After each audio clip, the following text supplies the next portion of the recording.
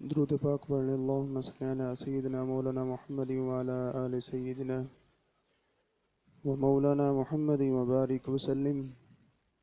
اعوذ باللہ من الشیطان الرجیم، بسم اللہ الرحمن الرحیم۔ کل کے درس میں ہم نے سماعت کیا کہ اللہ رب العزت نے احرام کی حالت میں شکار سے بالکل منع فرمایا، اور اس کا تو یہ مطلب ہوا کہ خشکی اور سمندر کا ہر قسم کے شکار منع ہو گئے، لیکن بعد میں پھر جو سمندری شکار ہے اس کی رخصت عطا فرما دی۔ پہلے والا حکم تو یہی ہے نا کہ مطلقاً ہر قسم کا شکار جو ہے وہ منع ہے، اور بعد میں جو جائز تھا پھر اس کا ذکر کر دیا۔ فرمایا احل لکم صید البحر وطعامہ متاعا لکم وللسیارہ، حلال ہے تمہارے لیے دریا کا شکار، سمندر کا شکار، اور اس کا کھانا تمہارے اور مسافروں کے فائدے کے لیے یہ حلال ہے۔ تم اس سے نفع حاصل کر سکتے ہو، اس کو شکار کر بھی سکتے ہو، اس کو کھا بھی سکتے ہو۔ وحرم علیکم صید البر ما تم حرما، اور تم پر حرام ہے خشکی کا شکار جب تک تم احرام میں ہو۔ اس آیت میں یہ مسئلہ بیان فرمایا گیا کہ محرم یعنی کہ احرام والا، اس کے لیے دریا کا شکار حلال ہے اور خشکی کا شکار حرام ہے۔ دریا کا شکار وہ ہے جس کی پیدائش دریا میں ہو، اور خشکی کا شکار وہ ہے جس کی پیدائش خشکی میں ہو۔ یہ اس کی پہچان کرا دی اور اس کی تفصیل بتا دی۔ واتقوا اللہ الذی الیہ تحشرون، تو اللہ سے ڈرو جس کی طرف تم اٹھائے جاؤ گے۔ اللہ سے ڈرو جس کی طرف تمہیں جمع کیا جائے گا اور اس کی بارگاہ میں تم حاضر ہو جاؤ گے، اس اللہ سے ڈرو اور تقوی کو اختیار کرو۔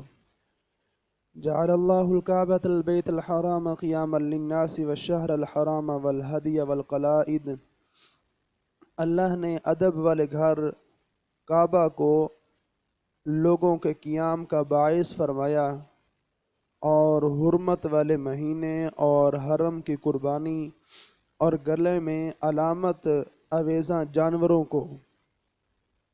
جعل اللہ الکعبۃ البیت الحرام، عزت والا گھر، حرمت والا گھر، اللہ نے اس کو قیاما للناس، لوگوں کے وہاں ٹھہرنے کا سبب بنا دیا ہے۔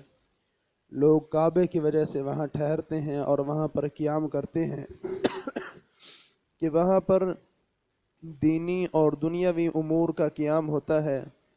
خائف وہاں پر پناہ لیتا ہے، خوف کرنے والا، ڈرنے والا، اس کو وہاں پناہ ملتی ہے۔ ضعیفوں کو وہاں پر امان ملتی ہے۔ تاجر وہاں نفع حاصل کرتے ہیں۔ حج اور عمرہ کرنے والے وہاں حاضر ہو کر مناسک ادا کرتے ہیں۔ تو بیت الحرام جو ہے، اللہ کا گھر جو ہے، عزت والا گھر، یہ لوگوں کے قیام کا باعث ہے۔ اور حرمت والے مہینے یعنی ذی الحجہ کو کہ جس میں حج کیا جاتا ہے، یہ بھی باعث ہے وہاں پر لوگوں کے ٹھہرنے کا۔ والہدی والقلائد، اور حرم کی قربانی، اور والقلائد ایسے قربانی کے جانور کہ جو قلادہ پہنائے ہوئے ہیں، کہ جن کے گلوں میں پہچان کی علامت جو ہے وہ موجود ہے، کہ یہ قربانی کے جانور ہیں، ان کے پاس پہچان ہے اور قلادہ جو ہے ان کی علامت ہے۔ ایسے جانور کہ ان میں ثواب زیادہ ہے، ان سب کو تمہارے مصالح کے قیام کا سبب بنایا۔ ذالک لتعلموا ان اللہ یعلم ما فی السماوات وما فی الارض، یہ اس لیے کہ تم یقین کرو کہ اللہ جانتا ہے جو کچھ آسمانوں میں ہے اور جو کچھ زمین میں ہے۔ وَأَنَّ اللَّهَ بِكُلِّ شَيْءٍ عَلِيمٌ، اور یہ کہ اللہ سب کچھ جانتا ہے، ہر چیز کا جاننے والا ہے۔ بِكُلِّ شَيْءٍ، ہر چیز کو اس کے علم جو ہے وہ گھیرے ہوئے ہے، اور اس کا علم جو ہے اس پر بھاری ہے اور حاوی ہے۔ کوئی بھی چیز اللہ کے علم سے باہر نہیں ہے۔ اعلموا ان اللہ شدید العقاب، جان لو خوب سمجھ لو کہ اللہ کا عذاب بڑا سخت ہے، ان اللہ شدید العقاب، کہ بے شک اللہ رب العزت کا عذاب بڑا سخت ہے، وان اللہ غفور الرحیم، اور اللہ بہت بخشنے والا، بہت بڑا مہربان ہے۔ تو حرم اور احرام کی حرمت کا لحاظ رکھو۔ اللہ تعالیٰ نے اپنی رحمتوں کا ذکر فرمانے کے بعد اپنی صفت شدید العقاب ذکر فرمائی، تاکہ خوف اور رجا سے تکمیل ایمان ہو، کہ ایمان خوف اور امید کے درمیانی کیفیت کا نام ہے۔ شدید العقاب سے خوف دلایا ہے، ان اللہ غفور الرحیم سے اپنی رحمت کی امید دلائی ہے۔ دونوں چیزوں کا ذکر فرمایا تاکہ دونوں کی جو درمیانی کیفیت ہے وہ بندے کو حاصل ہو اور بندے کا ایمان جو ہے وہ مکمل ہو۔ اس کے بعد صفت غفور اور رحیم بیان فرما کر اپنی وسعت اور رحمت کا اظہار فرمایا کہ اللہ بہت بخشنے والا ہے اور بہت بڑا مہربان ہے۔ ما علی الرسول الا البلاغ، رسول خدا صلی اللہ تعالی علیہ وبارک وسلم پر نہیں ہے مگر حکم پہنچا دینا۔ آپ کی ذمہ داری صرف یہی ہے کہ آپ اللہ کا پیغام پہنچا دیں۔ تو جب رسول حکم پہنچا کر فارغ ہو گئے تو تم پر طاعت جو ہے وہ لازم ہو گئی ہے، اب تم پر فرما برداری لازم ہو چکی ہے۔ حضور نے اپنا فریضہ ادا کر دیا کہ تم تک اپنا اللہ کا پیغام پہنچا دیا، حق جو ہے وہ تم تک پہنچایا ہے۔ اب تمہاری ذمہ داری کیا ہے کہ تم اس کی اطاعت کرو، اور حجت قائم ہو چکی ہے، اور اب کوئی بھی عذر جو ہے وہ باقی نہیں رہا کہ ہمیں کوئی بتانے والا نہیں تھا، سمجھانے والا نہیں تھا، ہمیں حق کی خبر نہیں تھی، اور یہ سارے بہانے، سارے ہیلے جو ہیں وہ ختم ہو گئے۔ واللہ یعلم ما تبدون وما تکتمون، اور اللہ جانتا ہے جو تم ظاہر کرتے اور جو تم چھپاتے ہو۔ اللہ ہر ایک کو جانتا ہے، اس کو تمہارے ظاہر اور باطن اور نفاق اور اخلاص سب کا علم ہے، کہ کس کے دل میں اخلاص ہے اور کس کے دل میں نفاق ہے۔ اللہ ہر ایک کے اندرونی کیفیات کو بھی جانتا ہے۔ قُلْ لَا يَسْتَوِي الْخَبِيثُ وَالطَّيِّبُ وَلَوْ أَعْجَبَكَ كَثْرَةُ الْخَبِيثِ، حبیب آپ ارشاد فرما دیجئے، کیا صاف ستھرا اور گندا یہ برابر ہو سکتے ہیں؟ یہ تو ہرگز برابر نہیں ہو سکتے۔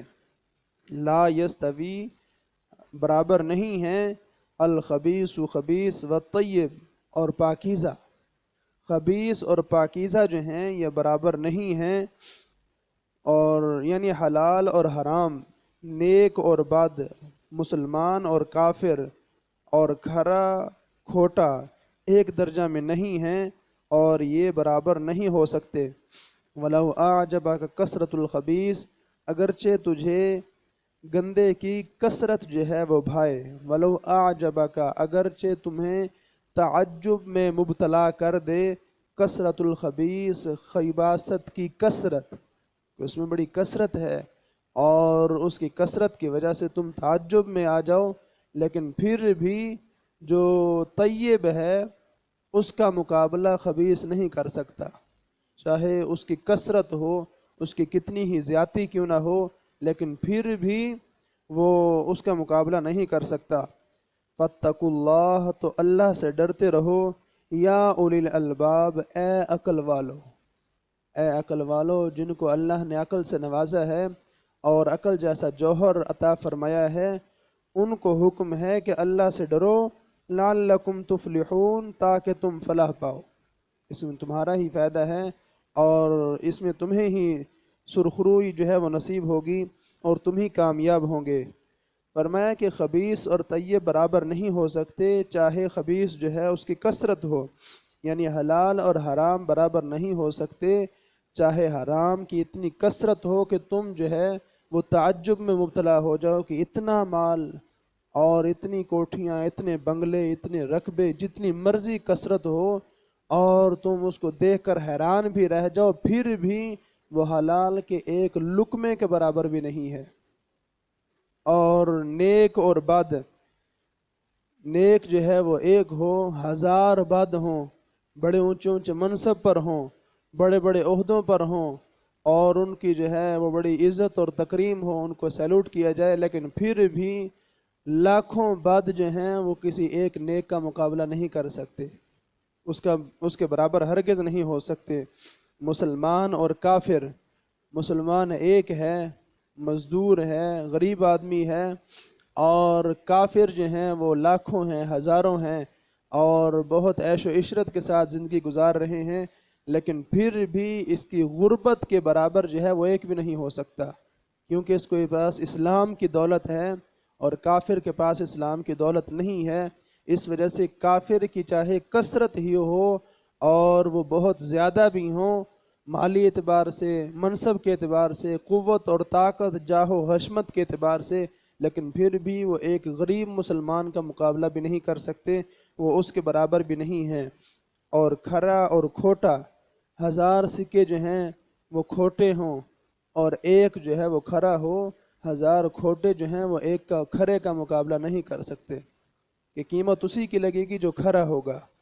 کھوٹے جو ہیں اس کی کثرت تو ہوگی، اور وہ دیکھنے کے ساتھ جناب یہ تو انسان تعجب تو کرے گا کہ اتنے جناب سکے، لیکن ہیں وہ سارے کھوٹے، اور ان کا کوئی جو ہے وہ ریٹ نہیں ہے، ان کی کوئی قیمت نہیں ہے۔